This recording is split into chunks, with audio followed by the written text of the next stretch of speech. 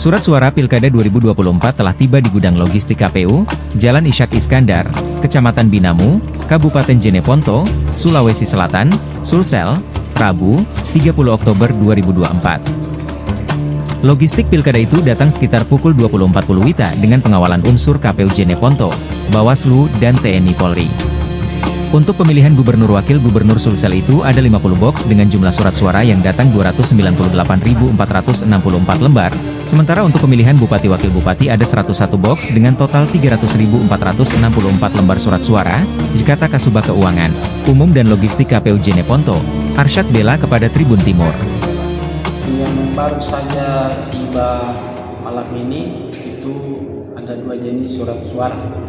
Di surat suara gubernur dengan surat suara bupati.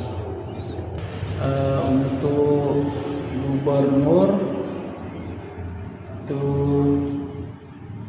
jumlahnya itu ada 50 box,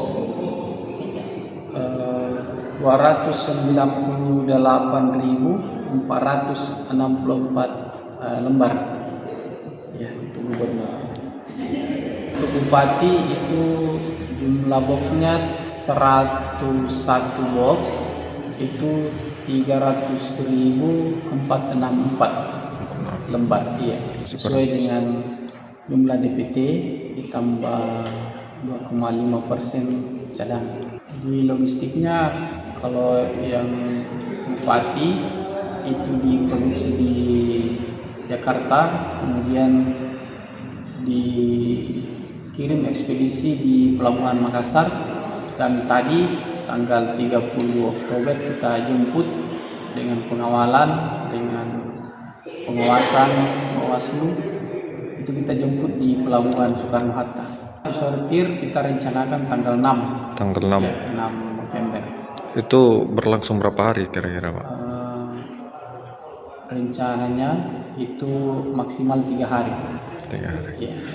Jadi logistik yang lain termasuk alat kelengkapan TPS ini sementara kita tunggu juga,